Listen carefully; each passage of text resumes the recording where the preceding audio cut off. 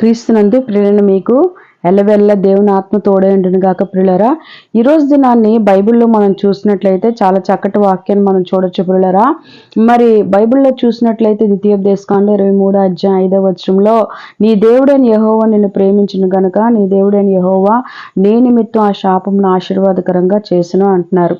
కనుక దేవుడు మరి మీ నిమిత్తం కదా శాపాన్ని ఆశీర్వాదకరంగా చేశారంట. ప్రియులరా, ఎలా చేశారు, ఏ విధంగా చేశారని చూసినట్లయితే, యేసు ప్రభువారు సిలువ మీద మరణించినప్పుడు, ప్రియులరా, ఆయన ఎందుకు మరణించాడు? ఆయన ఏ లోపం లేదు, ఆయన పరిశుద్ధమైన దేవుడు, ఆయన ఆత్మ ద్వారా నడిపింపబడుతున్న దేవుడు. అయినా సరే ఈ పరిస్థితి ఎందుకు ఎదురైందని ఆలోచించినట్లయితే, ప్రియులరా, ఆదిలో ఆదాము అవ్వ చేసినటువంటి అవిధేయత కలిగితో ద్వారా వచ్చినటువంటి క్రియా ఫలము, శాప పాప ఫలము ఏం జరిగిందంటే, ఈరోజు యేసుప్రభువారు మ్రాను మీద వేలాడే పరిస్థితి వచ్చింది. ప్రియులరా, ఆ మ్రాను మీద వేలాడిన యేసుప్రభువారు మన శాపాన్ని, మన పాపాన్ని, మానవుల యొక్క సమస్త దుర్నీతి నుండి వైదొలిగించి పవిత్రులుగా చేసి పరిశుద్ధపరిచే విధంగా, ఆ నిత్యరాజ్యానికి చేర్చే విధంగా ఆయన మ్రాను మీద వేలాడబడి మన శాపాన్ని భరించారు. ప్రియులరా, కనుక మీ మీద ఉన్నటువంటి ప్రతి శాప పాపం కొట్టువేయబడిందని ఈరోజు బైబిల్ లేఖనాల ద్వారా నేను మీకు తెలియజేయడం జరుగుతుంది.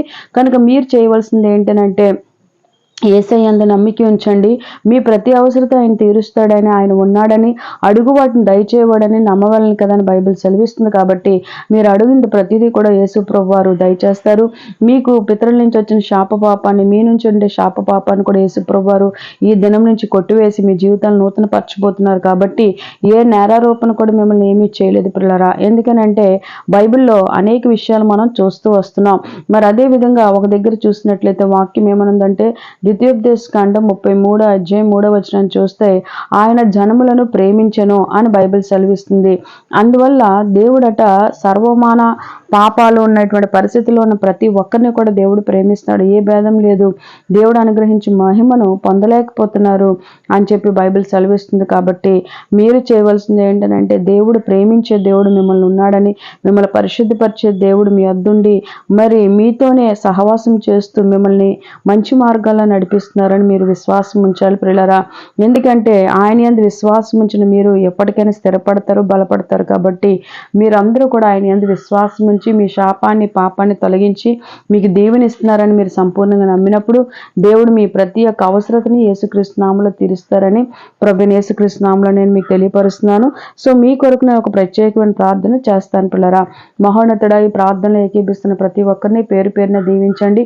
వారి మీద నా శాపం అనేటువంటి శాపంతో కూడిన రోగాలు కానీ, శాపంతో కూడిన ఆర్థిక సమస్యలు కానీ, శాపంతో కూడిన దుఃఖము, బాధ, మరణమే మేలు అనుకునే ఆలోచనలు కానీ యేసుక్రీస్తు నామములో ప్రభా శాపమంతా తొలగించి దీవెన, ఆశీర్వాదం, నెమ్మది, సంతోషం, సమాధానం ప్రతి ఒక్కరికి దయచేయండి. ప్రభా, ఎవరు ఏ పనులు చేస్తున్న ఆ పనుల్లో వారికి విజయం దయచేయమని, నీ ఆత్మ ద్వారా వాళ్ళని దీవించమని యేసుక్రీస్తు నామంలో అడిగి వేడుకొని ప్రార్థిస్తున్నాం తండ్రి, ఆమెన్. ప్రియులారా, మరి మాటలు విన్న మీరు ఈ కార్యక్రమం గురించి అనేక మంది పరిచయం చేసే విధంగా అనేక మంది షేర్ చేస్తూ మీరు కూడా ప్రభు దీవెనలు పొందుకోమని, సబ్స్క్రైబ్ చేసుకోమని నూతనంగా విన్నట్లయితే యేసు ప్రభు నామములో మీకు తెలియపరుస్తున్నాం. మీరు ఎల్లవెల్ల దీవింపబడుదురు గాక.